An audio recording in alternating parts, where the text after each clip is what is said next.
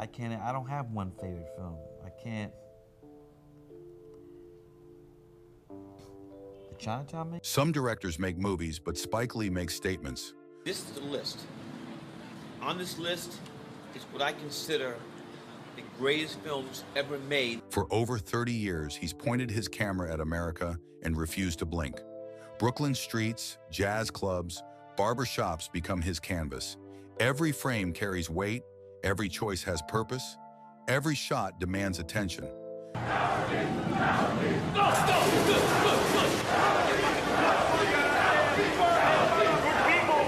But before Lee became the voice of a generation, he was a student watching and learning. Lee doesn't talk about favorite movies the way most filmmakers do. He talks about obsessions, films that grabbed him by the collar and changed how he saw the world. These movies became his teachers in ways film school never could. He could have had a career in the movies. I mean, he was good enough to have a career in the movies. And also, you're leaving something out. I'm sure I am.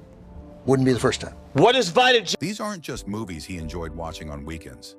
They're blueprints for revolution, manifestos for change, mirrors that showed him what cinema could become. Some taught him about rebellion against the system, others about finding beauty in struggle.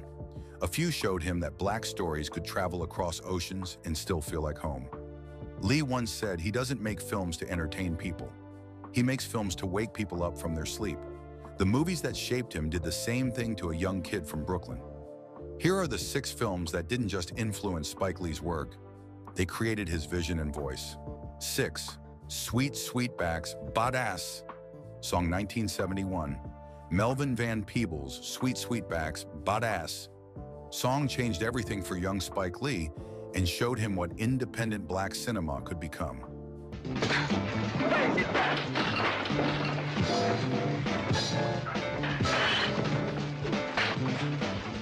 This wasn't just a movie, it was a declaration of war against Hollywood's racist machine that had kept black stories locked away for decades. Always great. Always. A$AP Rocky, though, this is the revelation of this film. This man is very good at acting. I mean, we knew about his other talents, but He's multi-talented. he's multi-talented. Yeah. Van Peebles financed, wrote, directed, and starred in his own film without asking permission from white executives or compromising his vision for mainstream acceptance. The film was raw, angry, and unapologetic about black rage in America during the Civil Rights era. Van Peebles created a black hero who fought back against police brutality and won, something that had never been seen on American screens before. For Lee, this was the first time he saw a black man on screen who wasn't begging for white approval or dying tragically for white audiences to feel better about themselves. Van Peebles proved that independent black cinema could exist and make serious money without Hollywood's help or interference. He used his own money, hired black crew members, and kept complete creative control over every aspect of production. This became Lee's blueprint for 40 Acres and a Mule Productions years later. When everyone said Do the Right Thing was too controversial for mainstream audiences, Lee remembered Van Peebles' courage and determination. The film taught Lee that cinema could be a weapon for social change and political awakening in black communities. Movies didn't have to be polite or comfortable for white audiences to be successful and meaningful. Van Peebles showed that black stories could be powerful, profitable, and completely uncompromising in their vision. For Lee, Sweet Sweetback wasn't just entertainment, it was revolution disguised as cinema that changed everything. 5. Bicycle Thieves, 1948. Vittorio De Sica's Bicycle Thieves taught Spike Lee that the smallest stories could carry the biggest truths about human dignity and survival. This Italian masterpiece follows a poor man searching Rome for his stolen bicycle, the tool he desperately needs to keep his job and feed his family.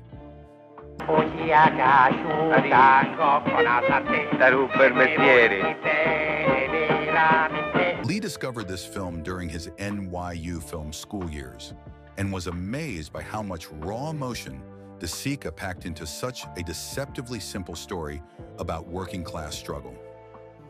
The white people who loved the film, they were hugging them. They're hugging the black folks. The film uses real people instead of professional actors, something that fascinated Lee and changed his approach to casting completely. DeSica found his leading man on the street, a factory worker who had never acted before in his life. This authentic approach to casting would later influence Lee's own work, especially in films like Do the Right Thing, where he mixed professional actors with neighborhood locals who brought genuine street credibility.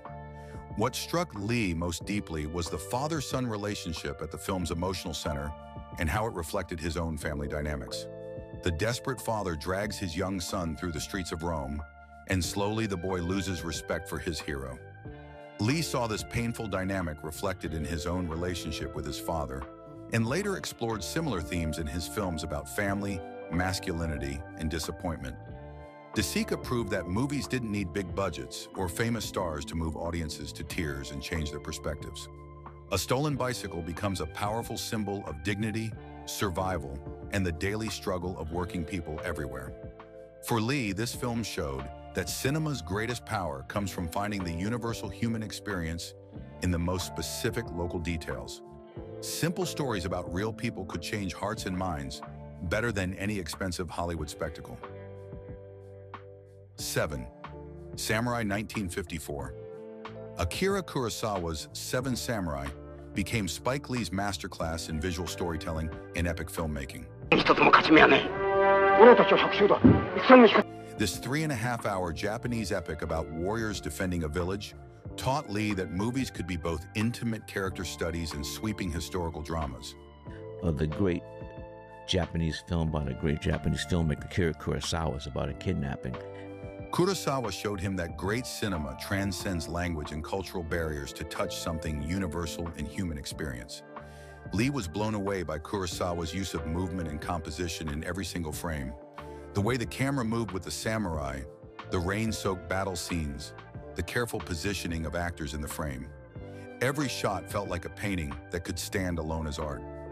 This visual mastery would later influence Lee's own approach to cinematography, especially in epic films like Malcolm X. The film's structure amazed Lee just as much as its visuals did. Kurosawa takes his time introducing 7 distinct characters, making audiences care about each warrior before the final battle begins. Lee learned that audiences will follow long, complex stories if every character feels real and necessary. This lesson shaped how he would later handle ensemble casts in films like Do the Right Thing. What impressed Lee most was how Kurosawa balanced entertainment with deeper meaning about honor, sacrifice, and social responsibility. The samurai fight not for money or glory, but to protect innocent people from bandits. For Lee, this became a template for how cinema could be both thrilling and meaningful. Kurosawa proved that directors could make big, crowd-pleasing movies that still carried important messages about justice and human dignity. 3. A Face in the Crowd. 1957, Elia Kazan's A Face in the Crowd showed Spike Lee the dangerous power of media and charismatic demagogues decades before social media existed. This film follows Lonesome Rhodes, a drifter who becomes a television sensation Arkansas sweet potato. and uses his platform to manipulate politics and public opinion. Crowd. And to face a crowd to my class. How do young kids respond to these movies? Lee watched this during the Reagan era and saw how perfectly Kazan predicted the future of American media manipulation. Andy Griffith's performance as Rhodes terrified Lee because it felt so real and familiar. Here was a folksy, charming entertainer who gradually revealed himself as a power-hungry monster, willing to say anything for ratings and influence. Lee saw echoes of this character in politicians and media figures throughout his lifetime, making the film feel more relevant with each passing year. The film taught Lee that cinema could be prophetic, warning audiences about dangers they hadn't yet recognized. Kazan understood that television would change politics forever, turning elections into entertainment and giving dangerous people unprecedented power to reach millions of homes. This insight would later influence Lee's own films about media manipulation and political corruption. What struck Lee most was how the film showed ordinary people being fooled by Rhodes's fake sincerity and manufactured authenticity. The audience in the movie believes everything Rhodes tells them, even when his lies become obvious to viewers. For Lee, this became a warning about how easily mass media could be used to spread propaganda and control public opinion. A face in the crowd proved that movies could serve as early warning systems about social and political threats. Lee learned that filmmakers have a responsibility to expose dangerous trends before they fully take hold in society. 2. The Battle of Algiers, 1966. Gillo Pontecorvo's The Battle of Algiers became Spike Lee's blueprint for political filmmaking and social activism through cinema. Premier camion, centre Elviard. Deuxième camion, l'usine à gaz. Troisième camion, le port. This Italian-Algerian film about the fight for independence from French colonial rule showed Lee that movies could be weapons in the struggle for justice and equality. It was really fascinating the way they filmed those bomb scenes. I mean, you see, there's not like any. The film felt like a documentary, but was actually a carefully crafted drama that made audiences feel like witnesses to history unfolding before their eyes. Lee was amazed by how Pontecorvo shot the film like breaking news footage, using handheld cameras and natural lighting to create urgent, realistic scenes. The director mixed professional actors with real people who had lived through the actual events, creating an authenticity that Hollywood productions could never match. This approach would later influence Lee's own documentary-style scenes in films like Malcolm X and Do the Right Thing. The film's portrayal of organized resistance against oppression spoke directly to Lee's own experiences with racism in America. He saw connections between the Algerian freedom fighters and the Black Panthers, between colonial violence and police brutality in American cities. Pontecorvo showed that oppressed people fighting back wasn't terrorism. It was survival and self-defense against systematic violence and centuries of exploitation. What impressed Lee most was how the film refused to demonize either side while clearly supporting the Algerian cause for independence. Pontecorvo showed French soldiers as human beings caught in an impossible situation, but never let audiences forget who the real victims were in this conflict. For Lee, this became a model for how to make political films that educated audiences without preaching to them or oversimplifying complex situations.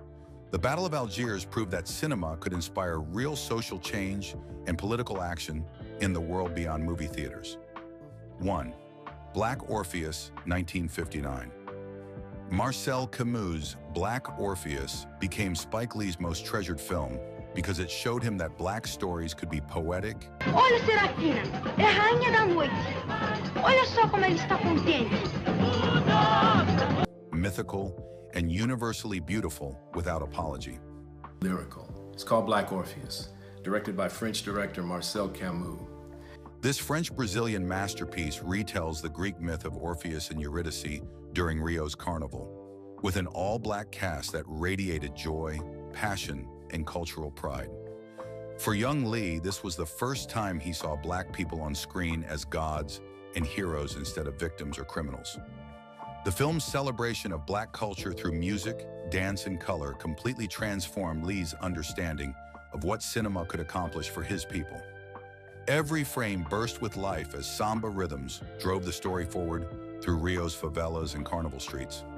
Lee realized that black stories didn't always have to be about struggle and suffering. They could also be about beauty, love, and spiritual transcendence that touched audiences everywhere. What moved Lee most was how Camus treated black Brazilian culture as sophisticated and worthy of international attention and respect. The film won the Palme d'Or at Cannes and the Academy Award for Best Foreign Language Film, proving that black stories could compete on the world stage. This gave Lee hope that his own films about black American life could reach audiences everywhere and change minds. Black Orpheus taught Lee that mythology and contemporary life could blend together in powerful ways that felt natural and authentic. The ancient Greek story felt completely natural in modern Rio because love, loss, and redemption are universal human experiences that cross all cultural boundaries. For Lee, this became proof that black filmmakers could tell any kind of story they wanted, from street-level realism to epic fantasy without limitations. These 6 films didn't just entertain Spike Lee, they educated him. They showed a young filmmaker from Brooklyn that cinema could be a weapon, mirror, and paintbrush all at once. Lee learned that movies must do more than make money, they must make change. That's his legacy, built frame by frame. Subscribe for more filmmaker insights.